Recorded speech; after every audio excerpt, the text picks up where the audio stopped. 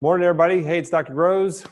I am happy to join you here for the next hour to go through any of your questions you had from the TPI Level 1. As always, we've had some of you ask questions beforehand. I've got that long list of questions that I'm going to go through. Actually, it's a short list of questions. We don't have a ton today. I'm going to go through all those questions first, and then when I'm done with those, please feel free to ask the question at any point in time. Down at the bottom of the screen, there's a little tab that says Q&A. That's where you can ask your questions. If you ask the question before and as I'm answering it, I don't answer it the way you wanted or intended, please just type in that Q&A section and I'll make sure I come back and touch it again. Okay, so flying solo today, no Dave, but I'm sure we can get through these. Okay, so let's go. First question from Emma. Do you have any tips for doing screens and program development for a group or a team? Setup, order, filming, screen analysis. Great question, Emma. So I would tell you right now, obviously our TPI Pro app that you guys all use in Level 1 is set up for screening one person at a time. I do want you to know in the future, we actually are in development of a group screening portion of that where we'll make it a little easier for you. So for right now, for group screening, what I highly recommend is that you use paper and then you would enter it in your screens afterwards. Just makes it go so much faster. So just you can go on to my TPI, onto your account dashboard, you can print out the screens, and I would use a clipboard and I would just kind of take notes that way. I love we do group screening all the time. We line everybody up, and basically first test we do, let's say pelvic tilt, I demonstrate, and then I go down the line. I'm like, let me see, and I just mark it off on each one of the people, and we just go one test at a time. So I feel like that's easy. From a analysis standpoint, remember, I always like to, like we teach in the live Level 1 workshop, I always like to talk about pairing our screens into the 5 basic questions that we look at for every golfer, right? So every golfer, we want to know if they have core control. We want to know if they can disassociate their lower body from their upper body. We want to know if they can disassociate their upper body from their lower body.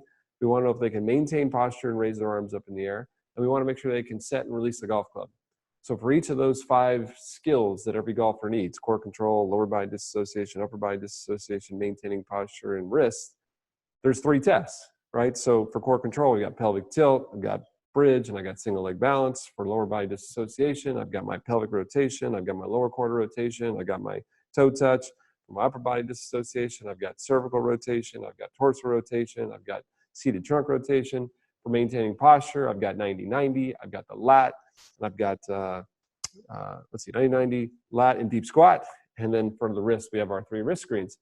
So I always put them in buckets as they're going through. If somebody fails 3 of the maintaining posture and raising their arms and everything else they've failed maybe 1, they become a priority for maintaining posture. So, if you failed the squat, the lat, the 90-90, you go in my maintaining posture bucket. So I can divide my athletes into buckets. There's my core control bucket. There's my upper body disassociation bucket. There's my wrist bucket. That means those are their biggest problems.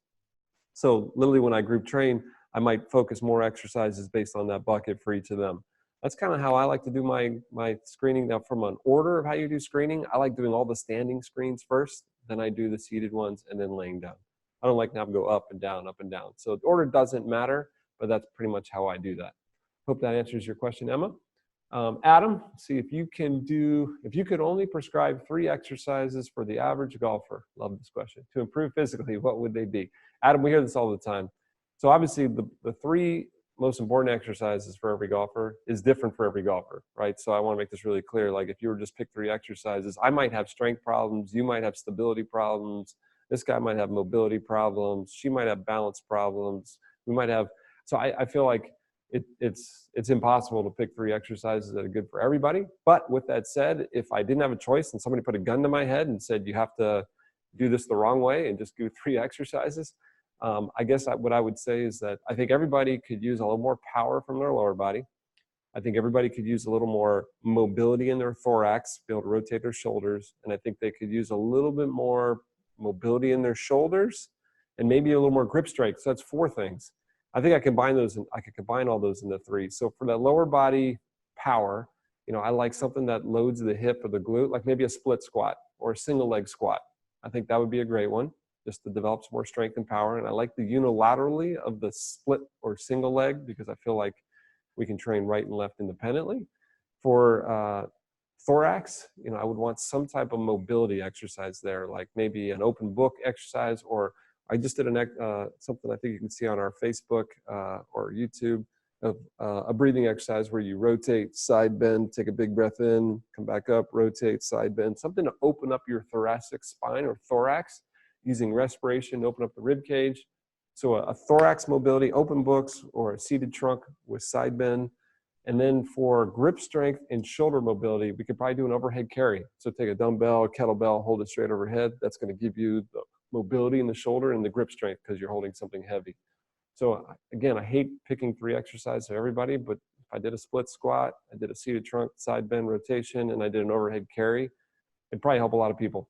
Okay, I hope, Adam, hope that answers your question. Sherry, what would be some general exercises to set up for a 6 to 8 exercise circuit training? It's kind of like we were just talking about there. So if I was going to set up a circuit, like we do this with college teams all the time, right?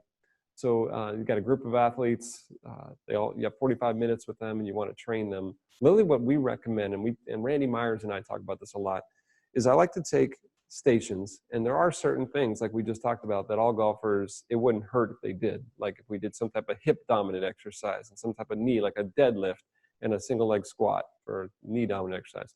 And then we did some type of pulling, like a cable row, and some type of pushing, like a chop. And then we did some type of vertical press, like a push press. And you put those into like a circuit where you have let's call it the generic stations. Let's say you did 2 generic stations, a single leg squat, and then you did a cable row, right? So most golfers would use that. On the 3rd station, I like to do what's called a sniper station. Sniper stations is based on the screen that you did. So you screen the whole group ahead of time. You put them in the buckets. And then let's say you're working with Joe and you say, hey, Joe, your biggest problem is maintaining posture and raising your arms. So your ankle is creating a big problem with this. So when we get to the sniper station, here's an ankle exercise. And when you're with Sherry, you tell her that it's more core control. And core control, okay, I want you to do this bridge exercise. Everybody does the single leg squat. Everybody does the cable row. And then when we get to the sniper station, well, then everybody's doing their individual problem. Then we do 2 more that are the same, and then another sniper station, and then 2 more, and then another sniper station. So I have 6 generic ones and 3 sniper stations. It's a 9-station circuit that they go around. And I feel like everybody feels like they're doing something as a team together in the 6 exercises, and they're hitting their individual problems. That's my favorite way to do circuit training. And again, I would like to do, if you're going to do circuits like this, make sure 1 station's for core control, make sure 1 station's for lower body disassociation, 1 station's for upper body disassociation, 1 station's for maintaining posture and raising their arms, and 1 station's for wrist. And I feel like there are 1,000 exercises. And obviously, for all you guys asking questions about exercise, we gave you a couple of our favorites on the online class. You can go see exercises for each of these. Obviously, our exercise library, if you go on my TPI, look at Improve My Game, drills and exercises, we have this massive library of exercises. In the top right, there's an advanced filter. You can go on the filter and you can search by category. If you want a hip exercise, type in hip there and go crazy. The other thing that you can obviously do is we have a level 2 fitness track where we go through these in detail and lay out those progressions, and group training as well. Okay, so that's kind of how I would lay out a circuit. Sherry, I hope that helps. Okay, let's see. Robert, do you think it's possible to do a TPI screening through Skype?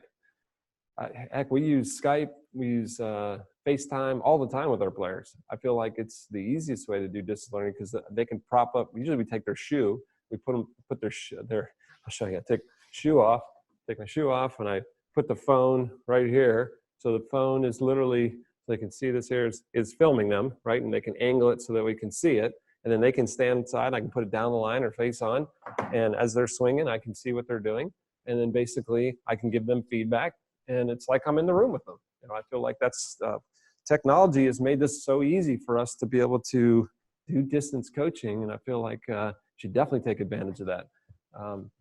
Whether it's Skype, FaceTime, Google Chat, any of those, all of those are great. So I think absolutely in the screening, it's the biggest thing about screening is I don't need to touch you, right? So the only time that touching comes into play with screening is in the pelvic rotation and the torso rotation test. So you're going to have to guess if they fail those, if it's a mobility or stability problem, but when in doubt, make it a mobility problem, right? So if you give the mobility exercises first and then stability second, at least you're going to cover your bases. But screening, we do it all the time. Distance, I prefer that than them screening themselves and then sending you data, because sometimes it's just really difficult to screen yourself. Okay, Robert. Is there a private closed group or any social media platform that allows individuals to discuss the industry and ask questions? Stefan, well, you're on it right now, Stefan. This is our closed group for asking questions. Actually, we have a Facebook. TPI has Facebook. My TPI. I don't think it's not private though, so I don't think we have a private closed one. There are a few golf, niche ones that are closed on Facebook, but TPI doesn't have a closed one. I think that this is the closest thing to that, where you can ask questions. Everybody here is certified, I think that can help. This is a good idea, though. Maybe in the future we could set something like that up, or feel free for you guys to set that up. I'm sure a lot of people would join that as well. But right now we don't have one, so sorry to say no on that one. Lisa, okay, setup posture. If the client self-corrects initial S posture to neutral, do we grade their screen as S posture or neutral? Okay, so Alyssa, so I think your question is if they get in their posture and then they're in S posture, but they correct the neutral posture before you start the test, I would just ask them, hopefully they don't know what you're looking for. I don't tell people what good is or bad is. I just say, get in your 5-iron posture. If that's what they normally do when they get in their 5-iron posture, they set up and they're neutral, then I would say they're neutral. Remember, S posture to me is when they set up, there's this accentuation of the curvature, and then when you ask them to move, it's hard for them to do it. Either they can't anterior tilt or they can't posterior tilt. I feel like if somebody is just kind of finding their center and they do that, which is very unusual, by the way, but if they did that without you giving them like any instruction, like, hey, your back looks a little arched, then we're going to go with, once they're done, we say, are you set up in your normal posture? If they say yes, we grade them, right? So now if somebody sets up an S posture every time and they tell you that my problem is I always have to adjust and it drives me crazy, well, that tells you that they might be more akin to being S posture and they actually have to physically or consciously fight this. So I think giving them exercises so they don't have to think about it would be very beneficial for them.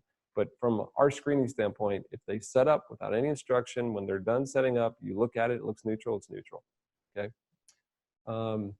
Okay, Logan, when the client doesn't see the value in TPI methods, do you have suggestions to get the student warming up to them? Okay, so if they don't see the value in TPI methods, in other words, if they don't think they should exercise or they don't see the body swing connection, I think we don't say TPI has a method, by the way. We just basically, our thing is basically there's a million ways to swing, which I don't think anybody can argue with that. There are tons of swings on the PGA Tour and the LPGA Tour. And we say that most people, it would be easier for them to build a swing using something they can physically do. I mean, obviously that's our method. I don't know why somebody would say, oh no, I actually would prefer to have a swing that's harder to do. That doesn't make any sense. So that's really our method. We don't really have a method. Our method is we think you can swing any way you want. So I think the best way to explain this to them is to just show them, right? So instead of saying a TPI method, I would just make this part of your coaching and you just say, hey, listen, before I coach you, I always like to know what you can physically do. So let me take your physical screen. And when somebody can't physically do something, and then you show them, hey, because you can't do this, this is what happens in your golf swing. You're not showing a method, you're just showing them facts. You're just showing them, hey, this affects this. And you remember, our method's this. Once you make that connection, I don't care if you work out. That's not, our screening is not to work out. It's to be a better coach. All I say to them now is I say, okay, I now know what your body can do, what your body can't do. Now we got two choices. I can either show you how to swing with the body you got. It's not going to look like maybe Adam Scott or Jordan Spieth, but we can make it work, right? There's a lot of people with physical limitations that play great golf. We'll just have to modify some things. No problem. I'm good at that. Or we can get you with one of our trainers or in the gym and we can try and change your body and then we can swing any way you want. I don't care. You tell me which one you're interested in. Now, just so you know, majority of people will say, don't ignore my body. They'll say, give me some exercises. How many of them stay on that exercise program? That's a whole other question. But I feel like I don't really try and convince anybody that they have to do the TPI method because I don't really feel like we have a method. We're just doing smart coaching. We're just going to look at what you can do. We're going to look at what you're doing, and we're going to try and give you a swing that you can do efficiently. And if that doesn't make sense to them, I'm not sure if they're looking for a method that everybody does the same. I would refer them to a friend, just to tell you. Okay, how do you use a swing phase, body part, and swing characteristic body part section? From Sarah. How do you use the swing phase, the body part, and swing characteristic, the body part section? if you're referring to, well, there's two things you could be referring to here. Is on the app, the Pro app, we have a filter where you can look at the body part and see how that body part is affecting your screen, right? If you're referring more to the online class of the body swing connection, I mean, that's the entire point of the entire class. So how do we use the swing phase, the body part? Our whole thing is we're trying to figure out which physical limitation is affecting which of the big 12 characteristics, right? So, hey, if you can't squat, we know that highly correlates to maintaining posture and raising your arms, like early extension. I feel like anybody can do a screen. I feel like anybody can identify the big 12. What separates the girls from the women and the boys from the men is creating that body swing connection, right? So looking at the body part and looking at the swing characteristics. So I feel like this is what I use with every one of my exams. I'll look at this and I'll look at the person, I'll do a screen and I'll go, okay, their right hip's the problem. Now in my mind, I'm going, if the right hip's a problem, what swing characteristics could that affect? That kind of helps me understand what they might do when they swing and what I might want to do if I'm going to build them a workout program. So like, for example, if the lower quarter rotation is off and pelvic rotation is off and it's on the right side and they're a right-handed golfer, I'm thinking that their ability to load in the backswing can be compromised. And if their ability to load in the backswing is compromised, well, then maybe they'll sway, or maybe they'll early extend, or maybe they'll just lose posture. Anything but stay loaded, coil, create that good ground reaction force that I'm looking for. And if I see that when I look at their swing, well, now I have this body swing connection. Once I have that body swing connection, well, now I'm a smarter coach. So now I sit there and as a coach, if I say, hey, listen, you've got to be able to load that hip better, well, I'm telling them something that they can't physically do. I just checked it. They can't physically do it. So instead of telling them to do something they can't physically do, why don't I try and make it easier for them to do this? So I might have to modify their setup, or I might have to modify how they load their right hip. Or I can show them some exercises to try and improve the hip, and then we can do whatever we want. That's basically, I use that every time. I hope that's what you mean, Sarah. If it's not, please type in the Q&A and I'll elaborate on that. Okay, Kevin, what do you say to a golfer to help them see the value in doing some dynamic warm-up exercise, even if it's just for 2 or 3? You know, I always feel like it's really important for people to understand how important mobility is. You know, and I always tell people that muscles are like rubber bands, right? If I pull a rubber band back, it creates elastic energy. Muscles are the same way. You want to be able to stretch your muscles to create more power. So I always tell people, like, if you want to hit the ball farther, you want to be as elastic as possible, right?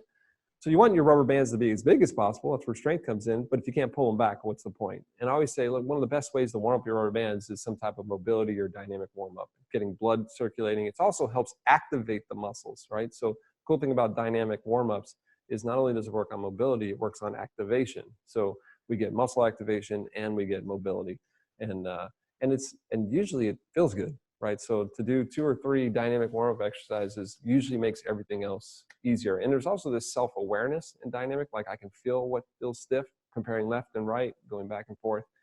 And usually you don't have to fight that. Most people are interested in what they could do, like maybe 2 or 3 exercises before they actually hit on the range, if it's easy, right? So hopefully just the value of dynamic warm-up equals power should motivate them. Okay, I got one last one from the early questions, and then I'll open this up to any of you guys. Do you have any suggestions on pricing structure for the level 1 screening from Dustin? Well, Dustin, that's a great question. We get it all the time, and it really is geographically determined. So in other words, if you're, I hate to say this, but if you're coaching somewhere in, let's say, New Orleans, if you're coaching somewhere in, let's say, Washington, D.C., you're coaching somewhere in Beverly Hills, and you're coaching in Honolulu, I got a feeling we'd have 4 massively different pricing structures. So with that said, that doesn't help you. With that said, is what I like to do is this. Let me tell you what I don't like to do first. Okay, I don't like the programs where people go, okay, I used to charge $100 for a lesson. Now it's $100 for a lesson, or it's $150 for lesson and a screen. You know, to me, that's like, imagine going to the doctor and the doctor says, okay, it's $100. I know you're sick and you're dying, but for $100, I'll just bring out a bag of pills. You can reach in, grab a pill, and hopefully you get the one that works for you. But for $150, I'll actually evaluate you and I'll tell you which pill you should take. I mean, it's ridiculous. It's not extra. It's part of your exam, right? So it's like, you don't charge to look at their swing. You don't charge to use the video camera. You know, at least I don't think you should. I think this just makes you a better coach, right? So I feel like when you're a better coach, you should just be able to charge more. So I would just say whatever you're charging now, okay, so whatever you're paying for your, or whatever you're charging for your screening, once you, for your hour session or 30-minute session, once you add this component, I would just think that you should be raising your prices somewhere between 10 and 25%, period. I just feel like that's it. That's what it's worth. It's worth that extra money because now you're better at what you do. And I think that, you know, to me, it's human nature. People value things that are worth money. So in other words, if I charge $20 and Dave charges $50, people are going to think Dave's better than me. And that's just human nature. So I always say, listen, you should act like an expert. You should talk like an expert. You should dress like an expert, and you should charge like an expert. So look at your competition. Take the average, pretend like you're a consumer out there. Go look at what all the golf pros are charging. If you're a golf professional, and I'd like you to take the average in your area, and then I'd like to be 10% to 20% higher than that to be like, I think you're worth it. Same thing for fitness, same thing for medical. I feel like that's important. I didn't give you an exact number there, Dustin, but that's kind of how I would figure it out. Okay, so those are the previous questions. I'm going to go to the Q&A part now for anybody who's got questions here. So Claire, looks like we just got one from you. What do I do with the level 1 screening now that I'm going to be using the level 2 medical screening? Okay, great question. So basically, where does the level 1 fit with the level 2 medical? So, you know, we have this, we call it the hourglass, that if you remember in your level 2 medical class, the hourglass of diagnostics there. The injury screening, the SFMA that we do for medical, is for people who have pain, right? So if somebody comes in and they say, ow, I would not start with our level 1 screen. I would start with the SFMA. The SFMA kind of identifies where that pain is and gives us our breakouts and our impairments. Once you treat those impairments, we actually take them to the functional movement screen and go to the FMS. The FMS just checks their basic human movements. And then from there, we start to go into athletic testing and specialized testing. So once we know if their basic movement's right, then I kind of ask them what they want to be when they grow up.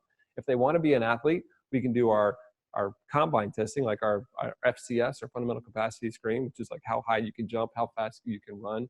And then the sports-specific testing, like our level 2 fitness testing and our level 1. So that's where it comes in. It's a sport-specific piece. But anytime there's pain, you go back to basic human movement first, clear that up first, and then you go to TPI. So the level 1 screen would come after the medical screen. Hope that answers your question, Claire. Okay, it looks like, let's see. Just got a little reminder here. Level 2s are, okay, yeah, so just so you guys know, by the way, all the level 2s are online if you haven't taken it yet. And if you haven't, there's still time to get completed if you want to attend one of our live level 3s. So we do have fitness level 3 is coming up next week. It's October 9th through the 11th, which is the 3 days before the World Golf Fitness Summit, which is the best 3 days every 2 years. That's the 12th through the 14th in Orlando. So both of those are in Orlando. 9th through 11th is fitness 3, and the World Golf Fitness Summit is the 12th, 13th, 14th. Once you're level 3, by the way, the summit is free, so you can just hang out after if you want. Medical 3 is here in Oceanside, here at TPI, October 25th through the 27th. Junior level 3 is December 7th through the 9th here at TPI, and golf level 3 is December 14th through the 16th here at TPI. Okay, so let's see, and we also have a little thing that we're going to try here on this chat, a little poll. I'm curious, a little test poll we want to do, and I'm just curious of who wants to come to the summit. So we're sending out a little poll to you guys, if you wouldn't mind. I'd love to see how many of you are coming to the World Golf Fitness Summit. Okay, with that said, if you see that, go ahead and fill that out for us. We're testing this little polling app. Okay, Rob, is there any difference in your approach to dealing with athletes with a majority fast twitch muscle fiber and athletes majority slow twitch fiber? So, you know, we talk a lot about this in our power track, right? So just because somebody has fast twitch majority or slow twitch majority does not mean that they're set. Training can influence fast twitch and slow twitch. You know, there's a very important study that shows that, like, if you do strength training on somebody, let's say the average couch potato has 9% fast twitch muscle, and you put them on a strength training program for 3 months. After or let's just say 1 month, even the research shows after 30 days. So you go heavy strength training for 1 month. If they started with 9%, after 1 month, it goes down to 2% fast twitch. It actually reduces their fast twitch. So we know we can reduce their fast twitch. But if you stop, it's called tapering, right? So if you stop for a 2-month, 3-month period of time and then go back and retest them, they don't go back to 9%. They usually rebound higher. You can actually double it, go up to 18%. So we know we can influence your fast twitch, slow twitch expression. So here's the thing is somebody who's genetically has a lot of fast twitch versus somebody who genetically doesn't have a lot of fast twitch.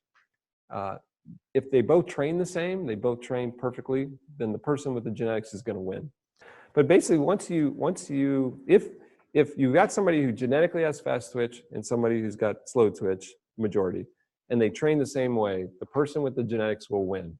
If the person with majority slow twitch and majority fast twitch don't train the same way, and the slow twitch person trains more for ballistic and trains more to influence that fast twitch, they can actually compete with the fast twitch person, which is great to know.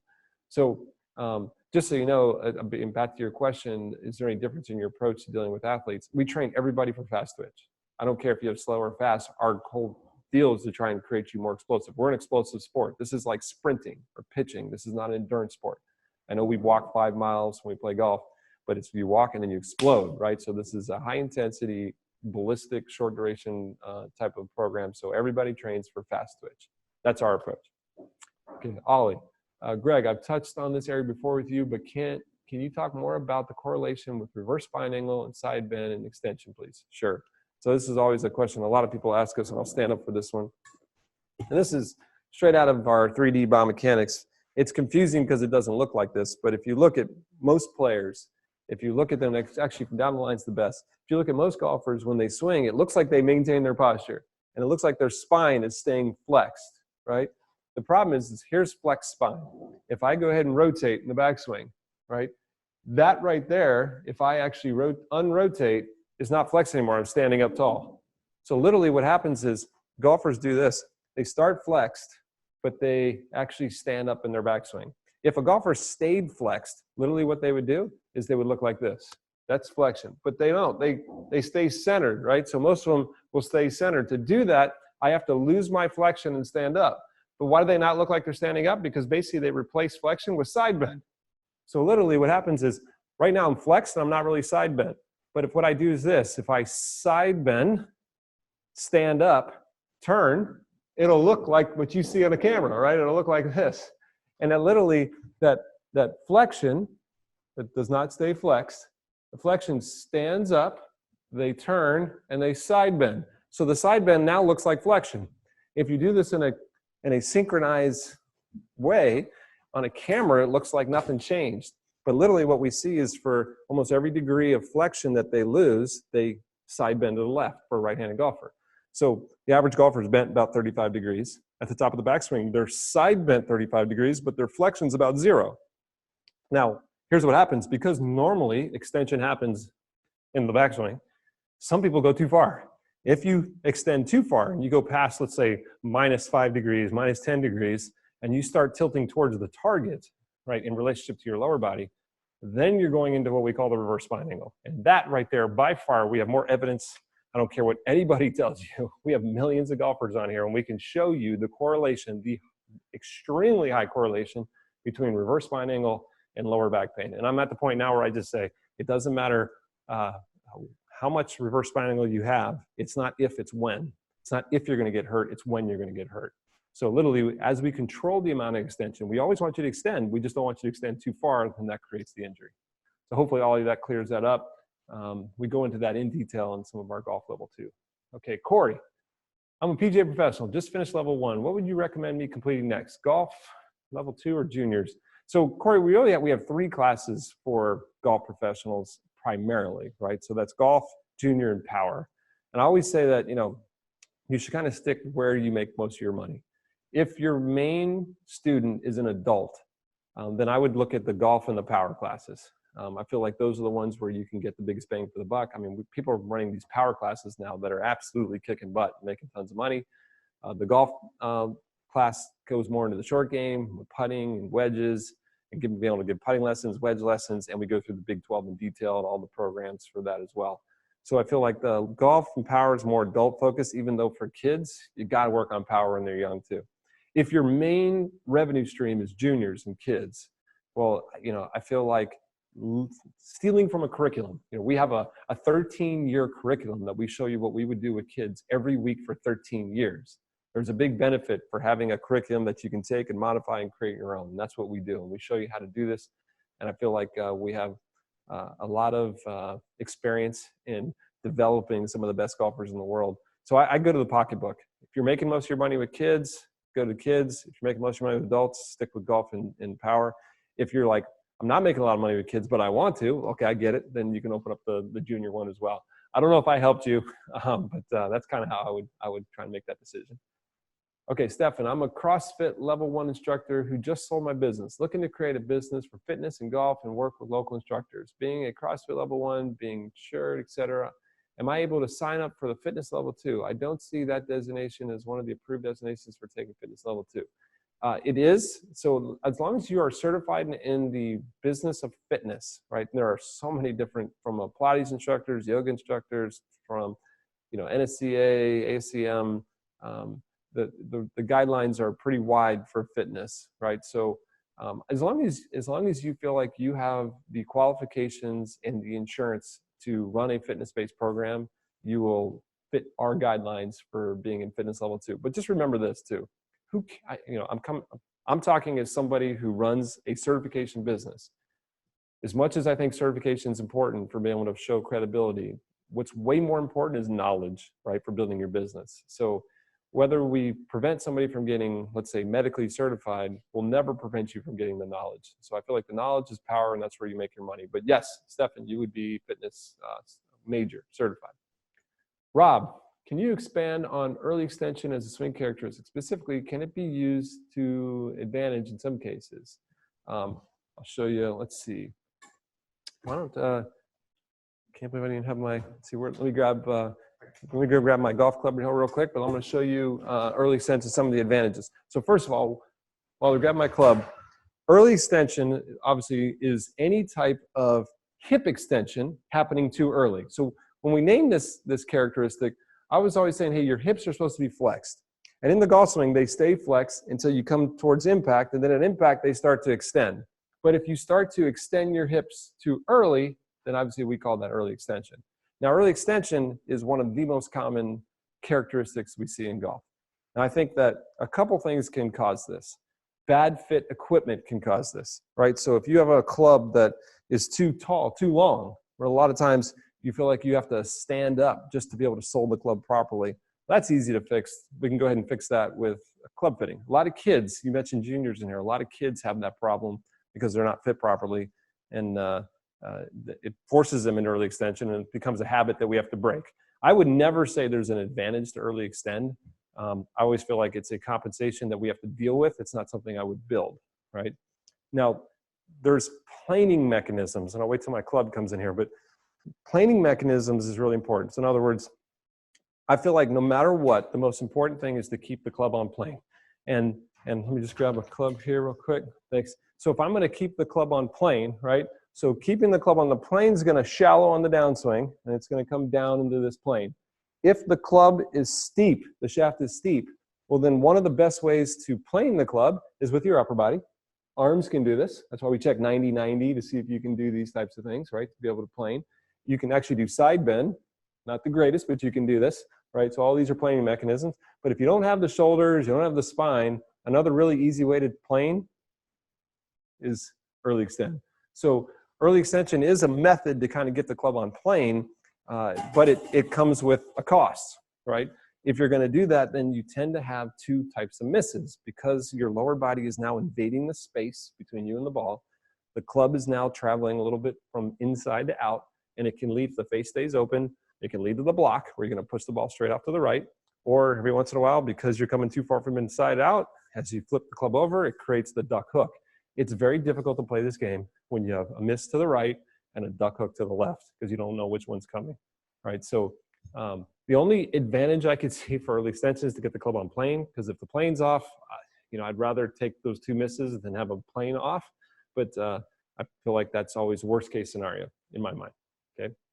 And if there was a physical limitation, let's say in the ankle, they could never dorsiflect, or there was some other issue with the hip, then you got to do what you got to do, right? Okay, Claire, how important is it to take medical level 3 as an osteopath working in the UK? How often do these seminars occur, and are they sometimes held in Europe? So great question. So I feel like two things here. So I feel like medical level 3 is obviously, we're going to show you how to implement the SFMA, which is very difficult to learn online. You have that in level 2, has the basics, but going through it and having somebody walk you through it and making sure you're doing all the testing properly, I think is really important. You could take an SFMA class, which are offered more in Europe than our level 3, but it doesn't have the injury-inducing mechanics part where we go through with all the stuff. So I feel like the level 3 is like SFMA makes that required to be certified. You have to take the online class and then do hands-on. We're kind of the same way. So if you want to be SFMA certified, you got to come to the level 3 or take an SFMA workshop. Now, we do one medical 3 here a year. Now, we do that here at TPI for a million reasons. We like to show some of the stuff we have here. We do occasionally do these in Europe. I think we did one in Amsterdam a couple of years ago, level 3. We always look at the number of registrations for the level 2, just to be honest with you. So we look at Europe, and once we get to a certain number of registrations in Europe medical, we'll come do a level 3 there. I can't promise you that we'll have one next year, but we've been talking about having one next year, probably in Amsterdam later in the year. We always try and figure out which level 3s to do. We always do a level 3 in Asia. That's not going to help you, but I can't promise you. I wish I could give you a date that here's where we're coming to Europe. But if it was up to me, we would do this everywhere. Obviously, that's my specialty is the medical part. And but there is something special about coming to TPI. It's kind of cool if you've never been here, but I know it's cost more. So sometime within the next 2 years, for sure, we will have a level 3 in Europe. I just can't promise you it'll be next year, but I know we've been talking about that with Holland, in the Netherlands. Okay. All right, let's see. Nick, how would you accommodate a severely failed overhead deep squat due to poor ankle mobility? How quickly would you recommend orthotics heel lift?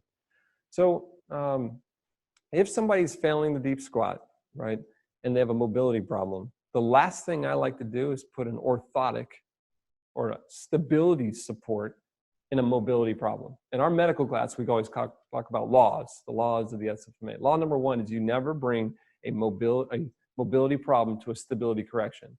So if somebody has an ankle mobility problem and you put a orthotic or an arch support, which is a stability correction, all you're doing is taking away any mobility they had. Now it's all gone. So literally those people tend to have the knee problems and hip problems because of the orthotic. What they're telling you is they need mobility. They need more freedom. I like to give them a shoe that has more mobility. Now, if we're talking about in the golf swing specifically because they're early extending, right? You can go with a shoe that has maybe an inch heel, like maybe a dry joy, right? Something that's got a little bigger heel support on there. But I like to try and give the ankle some freedom of movement. I don't want to lock the ankle. I definitely don't want to do an orthotic because it has the posting in there that helps restrict motion. I'm thinking more freedom. And sometimes when we train, I almost go barefoot type of stuff just to try and get the ankle moving. I feel like that helps them more than, it's like if you give somebody, a woman who's got tight calves, high heels, they're going to get tighter calves, right? And that always isn't the greatest thing. So that would be my thing, trying to get them more mobility. Okay, let's see. Those are all the questions we got so far. As always, I'll kind of give you here a 2-minute little count to see if anybody's got any other questions. Hopefully, we'll see many of you at the World Golf Fitness Summit. Get that poll working. So far, we got 9 yes, 21 no. So we got 9 people coming to the summit that are on here. We got about 21 of you saying no that aren't coming. I don't know what's wrong with you, 21. Just kidding. I know it's hard to get to Orlando sometimes, but it is literally one of the best events in the golf business period that attended every 2 years, and it's really it's something that we put on just for it's for everybody, but really it's our TPI certified. It's like our annual event or semi-annual event that we do every 2 years just to try and get the networking and everything together. And we pick a lot of speakers that we've been trying to hear for a long time. And you guys pick a lot of the speakers. We had over 200 TPI certified people submit. And out of those 200, I think we have 22 first-time speakers at this event too. So we'll put out some stuff from the event if you guys aren't there. Take a look at YouTube and social media, and we'll make sure we get some stuff. Okay, Dan just said, is the World Golf Fitness Summit always in Orlando? Absolutely not. We go to Orlando every other time. So we go Orlando, and then, let's see, we did New Orleans, we've done Anaheim, we've done San Diego. But we kind of move it around. I think we've talked about a couple other cities for next time. I won't put any cities out there yet, but Next time will not be in Orlando. We'll move it somewhere else. Okay.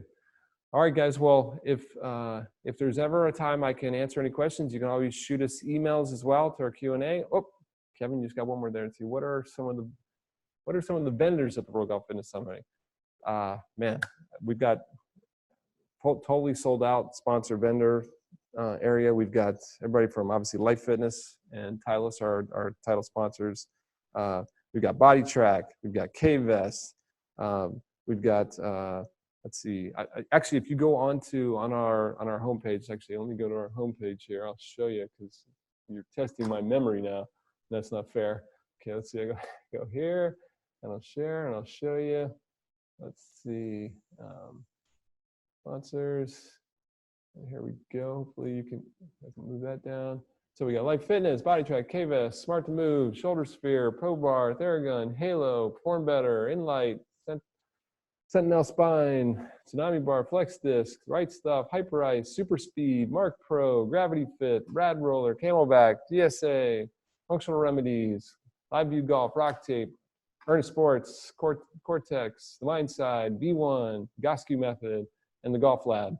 Those are all the guys that are going to be there. And our sponsors always do such a great job of interacting with everybody. Usually we have social, by the way. First night we have a social. Second night, we're all going to Universal Studios. It's Halloween haunted nights. If you're in the haunted houses, which we love scaring each other. That'll be fun. We're going to go to this. Okay, looks like I got a couple more. Okay, let's see. Alana, looks like. Is there a way to access the TPI database for swing information by someone like me? Is there a way to access the TPI database for swing information? I'm not sure what you mean by that question. Please elaborate on that because I'm not sure what you mean by access the TPI database for swing information. If you have a specific question on that, let me know. I'm not sure exactly what that means. Sarah, what tips do you have for delivering golf fitness classes to older adults? So first of all, I'm a huge fan of golf fitness classes. When I used to train at our gym in Washington, D.C., we wouldn't let you do one-on-one sessions unless you were part of a group training session because the group training sessions are just more fun.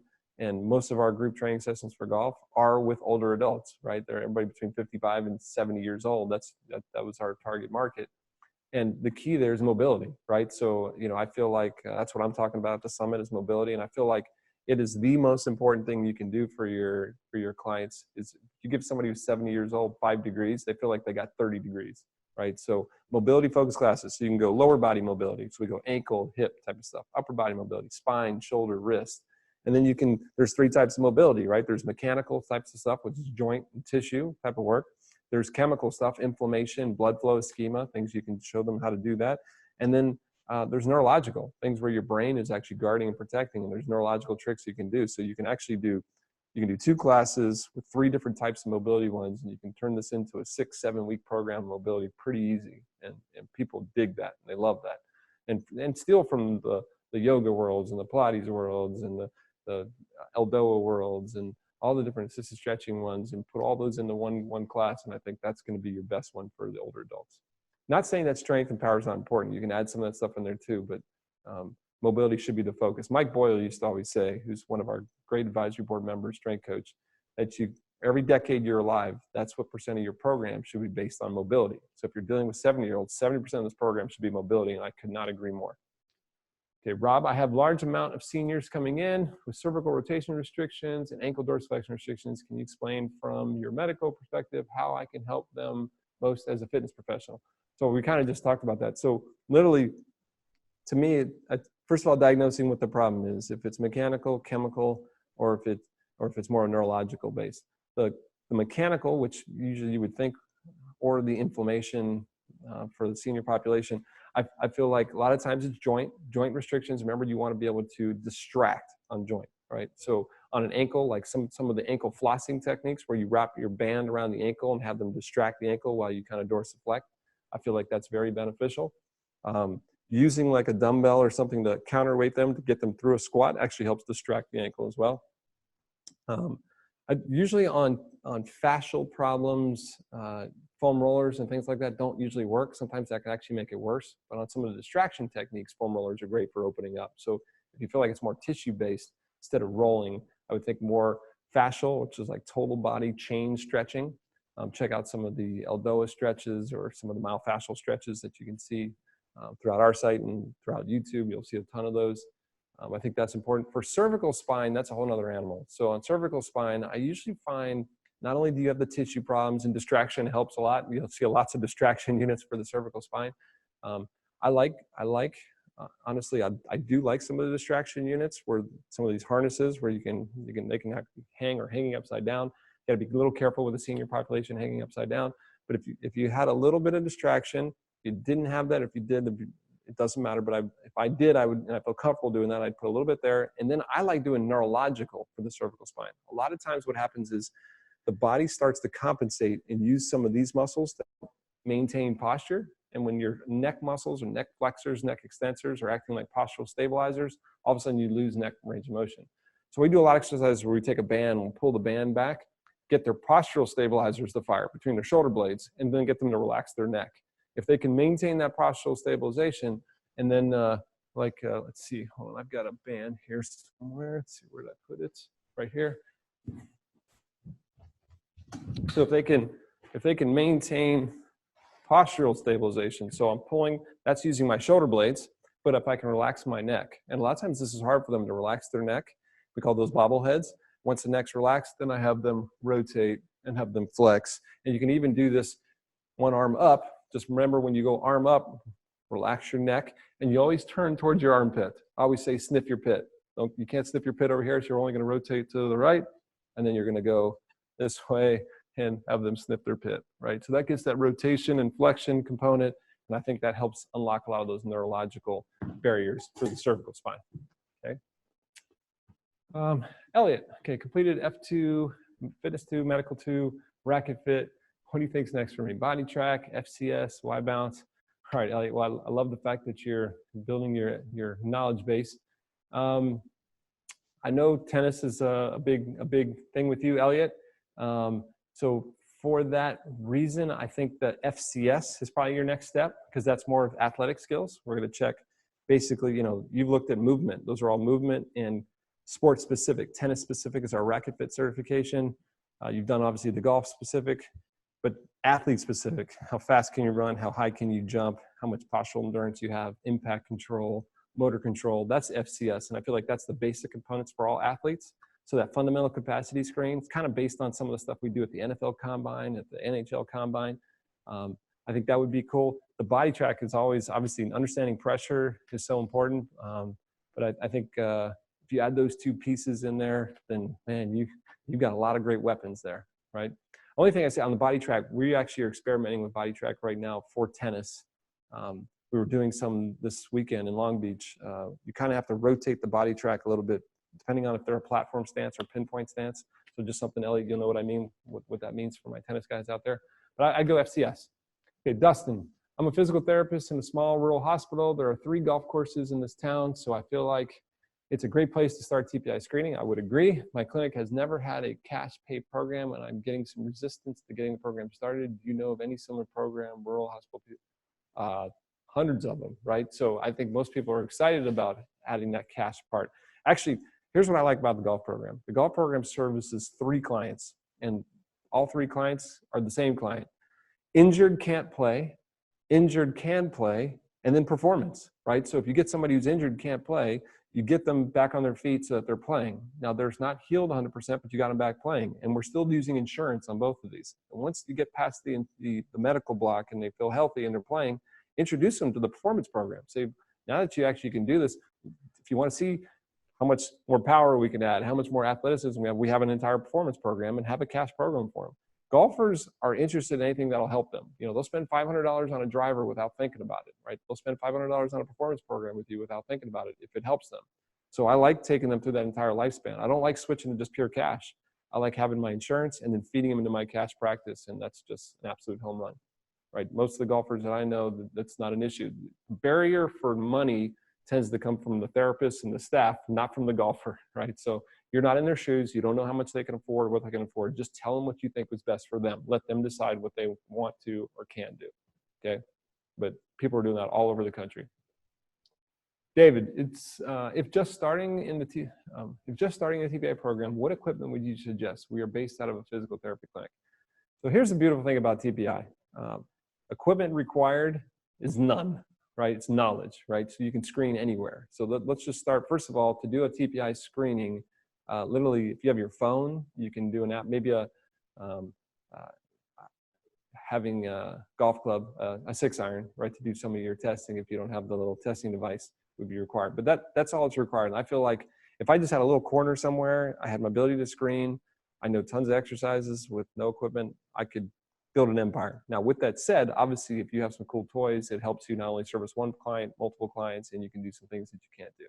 So I like, if I was going to go from expensive to low, I love a cable cross, right? Now, if you had the means, one of the Life Fitness Synergy 360 units, we've got a really cool one that we're demoing at the World Golf Fitness Summit, with places where you can do multiple, like you could have 6 to 12 clients working on. Those are awesome. If not, maybe a dual cable cross. I think those are great. You can do so many different exercises. You can do every exercise with those, from deadlifts to chops, right? So a dual cable cross. If you don't have the means or the money to do that, then we'll go to bands, right? I have bands anyway, even if I had a cable cross, but have some way to anchor the bands on the wall. So I like the FMT bands or the Grey Cook bands. So we get different, like 3 tension of bands. I like having RX pads. I use at least 2 RX pads. Series of medicine balls, anywhere from 1 pound up to 15 pounds on medicine balls. I like dumbbells and kettlebells, right? So I rarely go over the 55-pound ones. So if you took 5s to 55, the lower set of dumbbells, you got everything you need. Kettlebells, maybe up to 36 kg kettlebell. That's, most people that you're going to be there or less, a lot less on a lot of people. So if I have my kettlebells, my dumbbells, I had my the medicine balls. Medicine balls, if you can do a lot of stuff bouncing on the floor, if you feel like you need to throw it against a wall, a rebounder obviously helps. And then I'm trying to think if I forgot anything else. And it's maybe some type of cardio, a bike or a treadmill, something to kind of warm them up, do some HIIT interval stuff in between some of the things, maybe some mats for doing some of your stretching. That, man, you could dominate. That's kind of what I'm looking at. Okay. And by the way, if you are looking for a bigger, like you want to put in a real gym, Life Fitness, who's just been such a great partner of us, we actually built models. They don't even care if they buy exercise from or the equipment from them. You can call the guys at Life Fitness, they're on our Alliance network, and they'll show you little CADs that we have for, like, hey, I just got a little hitting bay all the way up to, I've got a 4,000 square foot. They can show you what we would do at step 1, step 2, step 3 if you're going to go into more of a commercial based type of stuff. Okay, Kevin, another one. Anything you have stopped doing or changed recently, exercise, compared to a few months ago due to poor results, or you found a better replacement? A good question. Let's see, over the last couple months, I would say, from the mobility standpoint, I think a lot of our mobility stuff, we've got a lot smarter on what works and what doesn't work. Like I mentioned before, when to use a foam roller, when not to use a foam roller. I think there's lots of exercises that people think help that they've been doing forever, but then they don't. Like people who come in that are like a hunchback, and they used to tell people to do rows on this. I've never seen somebody do rows and show up next time and all of a sudden they're not the hunchback. It just doesn't work, right? So we found that people who are more C posture, right, they just don't know how to flex. So they flex from one joint instead of flexing from the entire spine. So now we've incorporated more flexion exercises, and all of a sudden they come back and they look better because now they're not hinging from one joint. So more of a mobility base, I'd say, is where we've seen a lot of big changes. If I say to power, power to me, some of the things that we've been looking at with power recently in our power workshop that we do, I think is really cool because we explore a lot of the myths. I think there's a lot of coaching things that have coached power out of players. And I actually believe modern coaching has been for accuracy and has robbed power from a lot of players. And we've been experimenting a lot with that. We can see from ground reaction forces to club head speeds, to ball speeds, if we get some more movement back into their swing and take away some of the stable base platform, we're getting some incredible changes with speed. So from a coaching standpoint, I think we've had some big changes in power. From a fitness, maybe the mobility. And some of the mobility, by the way, the ischemia or the lack of blood flow, inflammation stuff is big. Like working on chemical inflammation in the body is such a huge game changer for a lot of people in mobility. And that comes down to nutrition and diet, not just exercise. I think that's the best way I would answer that one. We've got this is our 5-minute count. Any other questions? Great questions, guys. And by the way, we're always looking for feedback. If you guys ever have any feedback to make these Q&As better, please send it to us. Just shoot us an email at our Q&A, and we'll make those modifications. We've been making some changes on sound. Hopefully it's sounding a little better. We do post all these answers on YouTube. So if you go onto our YouTube channel, you can see all the previous Q&As for questions that have been asked before, and you can kind of look underneath the YouTube video. There's a little drop down, has all the questions. You can just hit the question and it'll automatically advance to that question if you're interested in that.